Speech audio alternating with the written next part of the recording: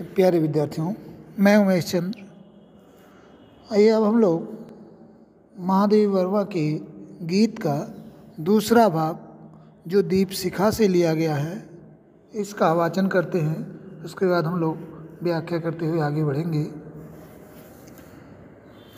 पंथ होने दो अपरिचित, प्राण रहने दो अकेला, घेर ले छाया अमावन आज कज्जल आश्रुओं में, रिमझिमाले ये घिराघन और होंगे नैन सूखे, तिल बुझे और पलक रोके, आर्द्र चितवन में यहाँ सत विद्युतों में दीप खेला, पंथ होने दो अपरिचित, प्राण रहने दो अकेला, पंथ होने दो अपरिचित, प्राण रहने दो अकेला, अन्य होंगे चरण हारे और हैं जो लौटते दे, शूल को संकल्प सारे, दुख व्रति निर्माण उन्मद, यह अमरता नापते पद, बांध देंगे अंक संस्कृत, थे तिमिर में स्वर्ण बेला, पंथ होने दो अपरिचित, प्राण रहने दो अकेला, पंथ होने दो अपरिचित, प्राण रहने दो अकेला, दूसरी होगी कहानी शून्य में जिसके मिटे स्वर, धूल में कोई निशानी, आज जिस पर प्रलय विस्मित में लगाती चल रही नित, मोतियों की हाट या चिंगारियों का एक मेला, पंथ होने दो अपरिचित, प्राण रहने दो अकेला, पंथ होने दो अपरिचित, प्राण रहने दो अकेला, रोष की भ्रूभंगिमा पतझार को चाहे सहे जो, ले मिलेगा उर अचंचल वेदना जल स्वप्न सतदल, जान लो वह मिलन एकाकी विरह में है जो दुकेला, पंथ रहने दो अपरिचित, प्राण रहने दो अकेला, पंथ रहने दो अपरिचित, प्राण रहने दो अकेला। तो आइए विद्यार्थियों, हम लोग इसका अध्ययन करते हैं। पंथ होने दो अपरिचित, प्राण रहने दो अकेला।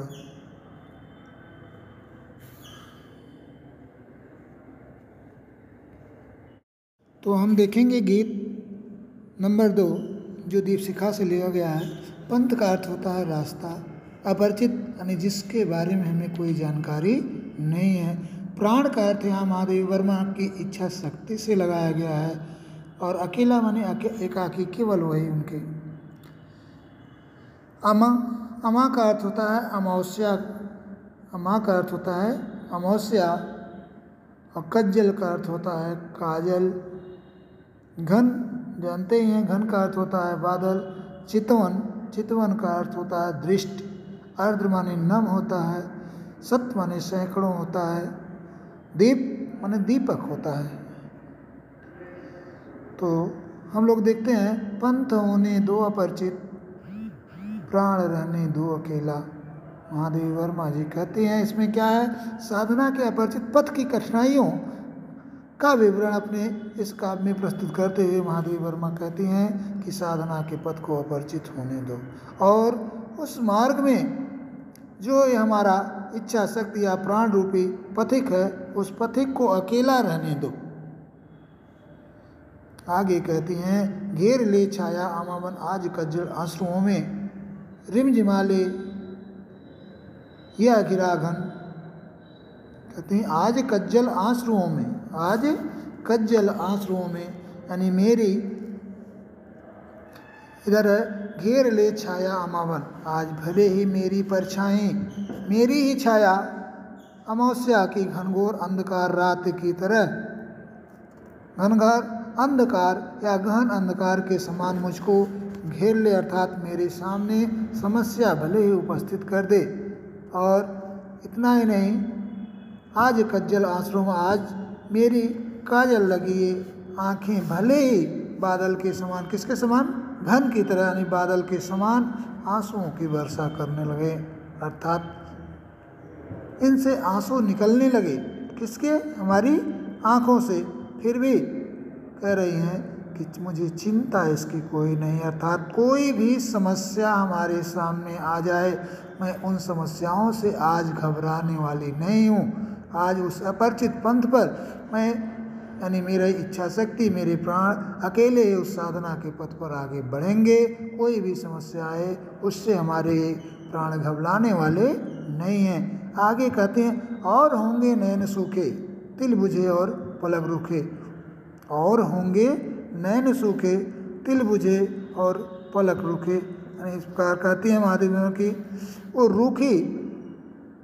रूखी हो जाती हैं। कौन हो जाती हैं? जो आँखें होती हैं, यानी क्या है, इस प्रकार कठिनाइयों को देखकर वो अपनी आँखों को कह रही हैं कि जो आँखें सूख जाती हैं, अर्थात समस्या को देख करके, कठिनाइयों को देख करके जो आँखें सूख जाती हैं।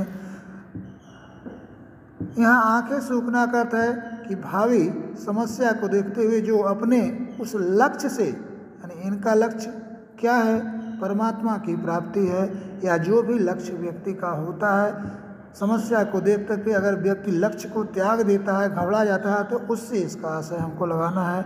वो और नयन होंगे, अर्थात वो ऐसे लोग होंगे जो समस्या को देख करके सूख जाते होंगे, अर्थात अपनी समस्या को देख करके बस वहीं अपने लक्ष्य की प्राप्ति की इच्छा छोड़ने लगते हैं। तिल बुझे, अर्थात उनका जो लक्ष्य होता है, उस लक्ष्य के लिए थोड़ी देर के लिए आगे बढ़ते हैं, लेकिन थोड़े ही समय में उनकी वह इच्छा शक्ति वहीं रुक जाती है, बुझ जाती है। और उन पलक रूखे का आशा है आगे बढ़ने की इच्छा शक्ति वहीं उनकी क्या होती है? मर जाती है, अर्थात आगे क्षण भर में ही वो अपनी जो लक्ष्य बनाए रहते हैं, उस लक्ष्य से वो भटक जाते हैं और उस लक्ष्य पर आगे बढ़ने से रुक जाते हैं। तो ऐसे मेरी आंखें नहीं हैं, हमने जो दृढ़ संकल्प कर लिया है उसको मैं आगे पूरा करके ही रहूँगी, ऐसा महादेवी वर्मा कहती हैं। अर्ध चितवन में यहाँ हमारी इस आँखों में क्या है? नम्रता है। किसमें? चितवन में। हमारे इस दृष्टि में क्या है? नम्रता है, रूखापन नहीं, अर्थात मैं इन सारे चीज़ों से घबराने वाली नहीं हूँ। क्या कहते हैं? मेरी चितवन आर्द्र बनी रहेगी। क्यों? क्योंकि आगे कहती हैं, सत विद्युतों में दीप खेला, क्योंकि मेरे जीवन रूपी दीप ने सैकड़ों विद्युतों में भी खेलना सीखा है, अर्थात तमाम कठिनाइयाँ कितना हुआ है, हर कठिनाइयों में का सामना करने की क्षमता हमारे अंदर आ गई है, अर्थात तमाम कठिनाइयों का सामना हमारे इस जीवन रूपी दीप ने कर लिया है। उसने उन कठिनाइयों से खेलना सीख लिया, अर्थात अब मैं कष्टों से घबराकर पीछे हट जाना मेरे जीवन ने या मैंने कभी सीखा ही नहीं है।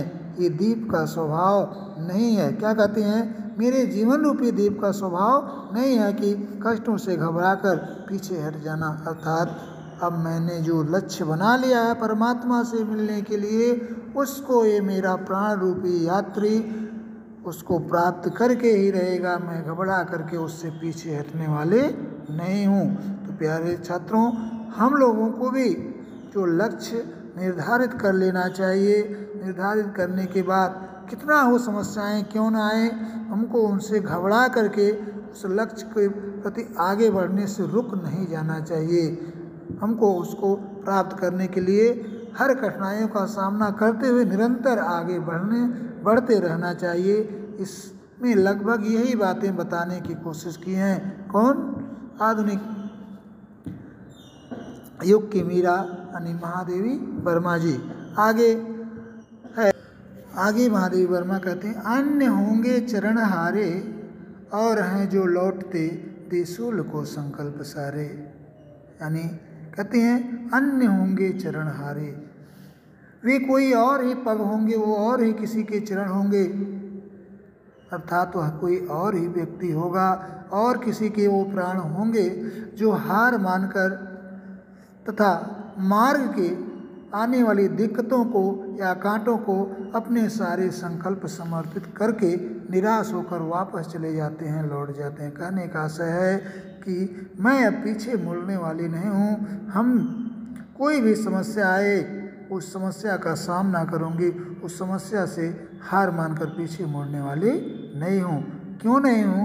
आगे महादेवी वर्मा कहती हैं दुख वृत्ति निर्माण उन्मत्त यह अमरता ना पति पद। क्या कहते हैं? ये मेरे जो चरण हैं, ये मेरे चरण ऐसे नहीं हैं कि मेरे ये चरण वापस चले ना। मेरे चरणों ने तो दुख सहने का व्रत धारण कर रखा। तमाम दुख इस हमारे चरणों ने सहा, अर्थात हमने तमाम समस्याओं का सामना किया है। इस तरह से दुख व्रती हो गए हैं मेरे चरण, अर्थात तमाम समस्याओं का सामना करने वाले हो गए, उनसे घबराने वाले नहीं हैं। ये मेरे व्रत, ये मेरे चरण क्या है? निर्माण उन्मत्त, यानी हमारे चरण जो है वह नव निर्माण करने की इच्छा के कारण एकदम उन्मत्त है, एकदम मस्ती से भरे हुए हैं, एकदम मतवाले हैं, यानी आगे कुछ कर गुजरने के लिए एकदम मदमस्त हैं। ये किसी समस्या से हमारे चरण डरने वाले नहीं हैं। आगे कहते हैं बाध यह अमरता नापते पद, ये स्वयं को अमर मानकर प्रिय पथ को निरंतर नाप रहे हैं। कौन? ये हमारे जो चरण हैं, अर्थात अपनी साधना के पथ पर ये हमारी प्राण शक्ति, हमारी इच्छा शक्ति लगातार अग्रसर है, लगातार आगे बढ़ रही है। कहती हैं इस प्रकार टूटती दूरी घटती चली जा रही है, अर्थात हमारे और परमात्मा के बीच की जो दूरी है वह दूरी आज कम होती चली जा रही है। मैं निरंतर उनकी भक्ति भावना से उनके करीब होती चली जा रहा हूँ। हमारे पग इस साधना के पथ पर लगातार आगे बढ़ते ही चले जा रहे हैं। आगे महादेवी वर्मा कहती बांध देंगे अंक संस्कृत, यह नहीं, यहाँ से देखेंगे यह अमरता ना पति पद, बांध देंगे अंक संस्कृत से तिमिर में स्वर्ण वेला। कहती हैं महादेवी वर्मा दी, क्या कहती हैं कि वे अपनी दृढ़ता से संसार की गोदी में छाए हुए अंधकार को सुनहले प्रकाश में बदल कर देंगे, पंडित कर देंगे, बदल देंगे। अर्थात कहते हैं कि बांध देंगे अंक संस्कृत, अंक माने होता है गोद, संस्कृत का अर्थ होता है संसार। इस प्रकार वे कहती हैं कि हमारी इस अपनी दृढ़ता से सारे संसार की गोदी में छाए हुए जितने भी अंधकार, अर्थात जितने भी समस्याएं हैं, दिक्कतें हैं, जितने भी आने वाले कष्ट हैं, उन सारे कष्टों को, सारे अंधकार अर्थात कष्टों को सुनहले प्रकाश में, अर्थात अच्छा बनाने में बना देंगे, उसमें अच्छाई में उनको हम बदल देंगे, उनको सुखद हम बना देंगे जितने भी कष्ट आने वाले हैं। ऐसा महादेवी वर्मा जी कह रही हैं। अर्थात इनके कहने का आशय है कि निराशा का जो अंधकार है, इस निराशा का अंधकार आशा के प्रकाश में बदल जाएगा। अर्थात जो भी समस्याएं हैं, जो भी दिक्कतें हैं, बाधाएं आने वाली हैं, उन सब बाधाओं को हम अपनी इच्छा शक्ति से क्या कर देंगे, उनको सहज बना देंगे। प्यारे बच्चों, इसमें जहाँ तक आपने देखा कि महादेवी वर्मा जी के दृढ़ संकल्प को देखा, अदम्य उत्साह को देखा, साधना की दृढ़ता को देखा और अडिग आत्मविश्वास की अभिव्यक्ति को इसमें आपने देखा कि कोई भी समस्या आए, कितनी भी दिक्कतें आए, इतना इनको आत्मविश्वास है कि हम इस साधना के पथ पर आगे बढ़ते ही चलेंगे और जो भी समस्या आएंगी उनका सामना करते हुए उन्हें आसान बना देंगे। तो निश्चित रूप से व्यक्तियों हमको अपने लक्ष्य के प्रति इसी तरह से आगे बढ़ते जाना है। कोई भी समस्या आती है, अगर उसको घबरा करके हम पीछे हटते हैं तो समस्या हमारे लिए पहाड़ बन जाती है, लेकिन अगर उससे हम लड़ते हैं तो समस्याएं भी हमारे लिए फिर सरल हो जाती है, उसको हम पार कर जाते हैं। इसलिए इसको हमको ख्याल रखना होगा, लक्ष्य को निर्धारित करके लगातार उसके प्रति हमें आगे बढ़ते ही जाना होगा, बढ़ते ही जाना होगा। आगे हम देखते हैं, कहते हैं महादेव वर्मा, दूसरी होगी कहानी शून्य में जिसके मिटे स्वर, धूल में खोई निशानी। कहते हैं कवित्री, वह कोई दूसरी कहानी होगी, अर्थात कहानी का अर्थ है वह किसी दूसरे की बात होगी। क्या? कवित्री कहती हैं कि वह कोई दूसरी कहानी होगी जिसमें गंतव्य को या अपने रास्ते को प्राप्त किए बिना ही, यानी वह कोई और हो सकते हैं लोग जो अपने लक्ष्य को बिना प्राप्त किए ही क्या करते हैं, शांत हो जाते हैं। ऐसा मैं नहीं हूँ, या मेरी इच्छा शक्ति ऐसी नहीं है कि अब मैं शांत हो जाने वाली हूँ, ऐसा नहीं है। मैं अपने परमात्मा रूपी प्रीतम या लक्ष्य को प्राप्त करके ही अब डिगूंगी रुकूंगी, उसके अलावा इधर रुकने वाली मैं नहीं हूँ। कहते हैं, और उसके पग चिन्हों क्या है, और उसके पग अन्य होंगे चरण हारे, हैं लौटते दे शूल को संकल्प सार। नहीं, यहाँ से है, दूसरी होगी कहानी शून्य में जिसके मिटे स्वर, धूल में खोई निशानी। यानी वह दूसरी कहानी होगी जिसमें अपने गंतव्य को प्राप्त किए बिना ही, अपने लक्ष्य को प्राप्त किए बिना ही, उस लक्ष्य प्राप्त करने के लिए जो आगे बढ़ता है व्यक्ति, उसके स्वर शांत हो जाते हैं और उसके पग चिन्हों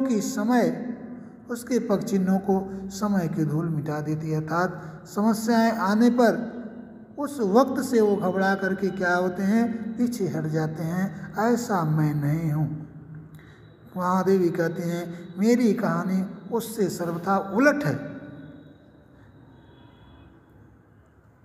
मेरा साधना स्वर तब तक शांत नहीं होगा। क्या है? आज से जिस पर प्रलय विस्मित मैं लगाती चल रही नित। कहती हैं, मेरा ये जो साधना के पथ पर आगे बढ़ा है वह तब तक नहीं रुकने वाला है, तब तक शांत नहीं होने वाला है, जब तक मैं अपने गंतव्य अर्थात उस परमात्मा को पा नहीं लूँगी, प्राप्त न कर लूँगी, तब तक मेरे गंतव्य समाप्त नहीं होंगे, मैं उसे पाकर ही रहूँगी।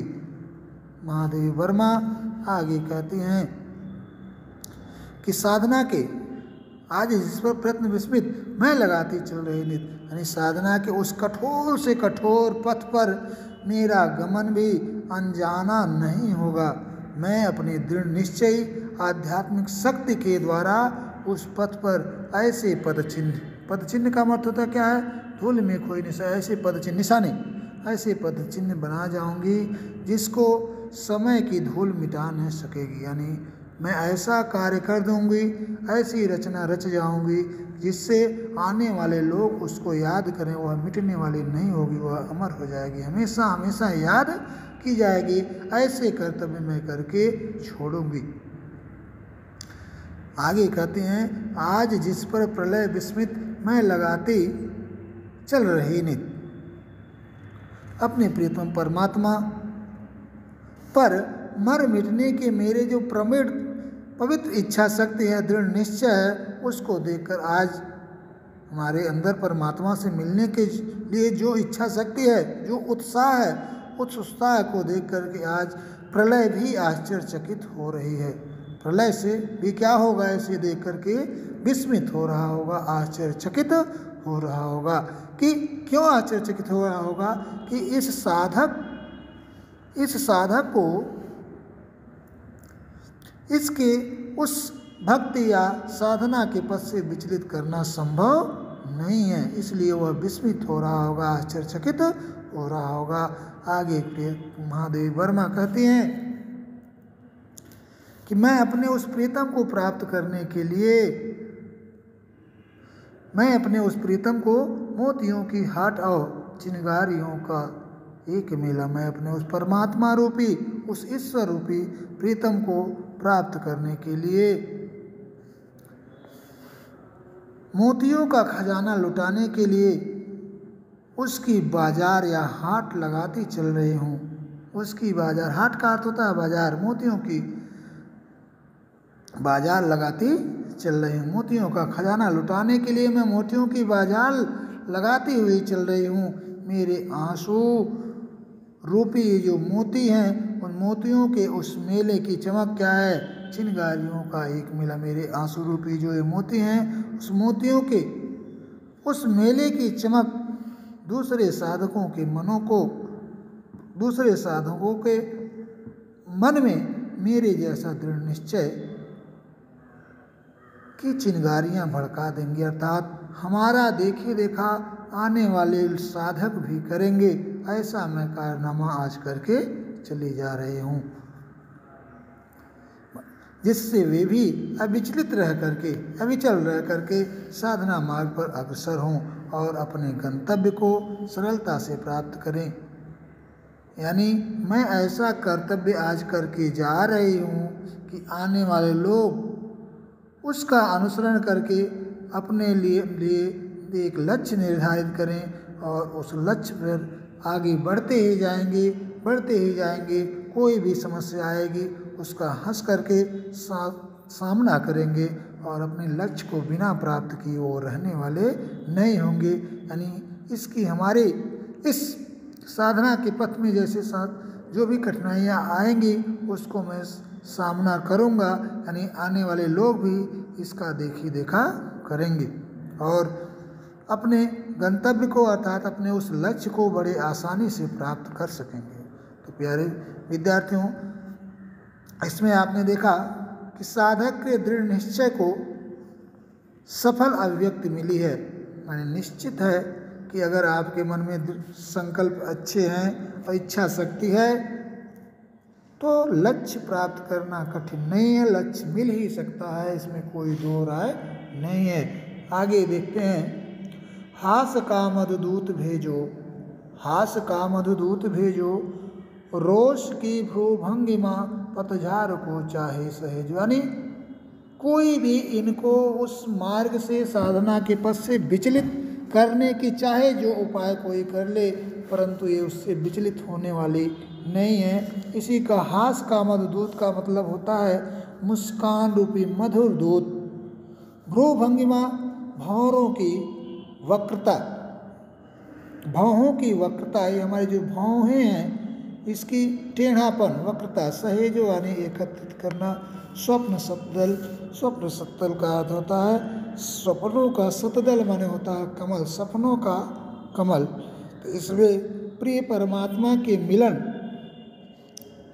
के दृढ़ संकल्प का वर्णन करते हुए वर्मा जी कह रहे हैं कि हे परमात्मा रूपी प्रीतम, चाहे तुम मुस्कान का मधुर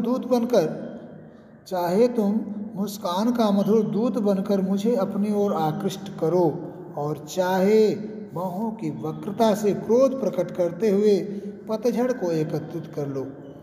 कहने का आशय क्या है? हास का मधु दूत भेजो रोष की भ्रूभंगिमा पतझड़ को चाहे सहेजो। यानी चाहे जैसे चाहे तुम हमारे ऊपर खुश हो, प्रसन्न हो जाओ अथवा अप्रसन्न हो जाओ, यानी अपने हमारे प्रति अपनी भौहें टेढ़ी कर लो, चाहे गुस्सा हो जाओ अथवा प्रसन्न हो जाओ, लेकिन मेरा क्या है ले मिलेगा और अचंचल, लेकिन यह मेरा अडिग हृदय वेदना का जल और स्वप्नों का कमल, वेदना का जल स्वप्न सतदल, जान लो वह मिलन एकाकी विरह में है दुखेला। यानी मेरा क्या है स्वप्नों का कमल पुष्प लिए हुए तुम्हारी सेवा में अवश्य उपस्थित होगा। अर्थात आपसे मिलने जरूर आएगा और आपसे मिलकर ही रहेगा। कहने का आशा है कि मैं तुमसे अवश्य मिलूंगी। किससे? परमात्मा रूपी प्रीतम से। यानी विरह की स्थिति में ही मैं स्वयं को तुझसे अलग अनुभव करती हूँ। यानी जब तक अय परमात्मा रूपी प्रीतम, जब तक मेरी यह आत्मा रूपी प्रीतमा तुमसे अलग है, तभी तक केवल यह विरह है, तभी तक यह अलग होने का दुख है। मिलन के क्षणों में तो मैं इतनी तन्मय हो जाती हूँ कि मुझे तुझसे भिन्न अपनी सत्ता का अनुभव ही नहीं होता। यानी कहने का आशा है कि मैं आपसे मिलकर एकाकार हो जाना चाहती हूँ ऐ परमात्मा रूपी प्रीतम, और इस प्रकार मैं एकाकिनी बन जाना चाहती हूँ आपसे मिलकर। हमारे और आप में कोई अंतर नहीं, यानी ये आत्मा हमारी हे परमात्मा रूपी प्रीतम आप में ही मिलकर के एक हो जाएगी। आगे कहते हैं पंथ होने दो अपरिचित प्राण रहने। यद्यप मेरा साधना पथ अपरिचित है और मेरे प्राणों का पथिक यानी मेरी इच्छा शक्ति अकेली है, फिर भी मुझे कोई चिंता करने की कोई आवश्यकता नहीं है, क्योंकि मुझे यह दृढ़ विश्वास है कि एक न एक दिन मैं अपने परमात्मा रूपी प्रीतम को अवश्य पालूंगी। एक न एक दिन हमारे परमात्मा रूपी प्रीतम मुझसे मिलकर ही रहेंगे, मैं उसे पाकर के ही रहूंगी, यानी दृढ़ इच्छा शक्ति इसमें व्यतीत किया है। किसने? महादेवी वर्मा ने। आप देखेंगे इन पंक्तियों में मिलन की लगन का कलात्मक ढंग से वर्णन किया गया। कितनी लगन है परमात्मा रूपी प्रीतम से मिलने के लिए इस महादेवी की आत्मा रूपी प्रीतमा को। तो प्यारे बच्चों, अगले वीडियो में फिर हम मिलेंगे।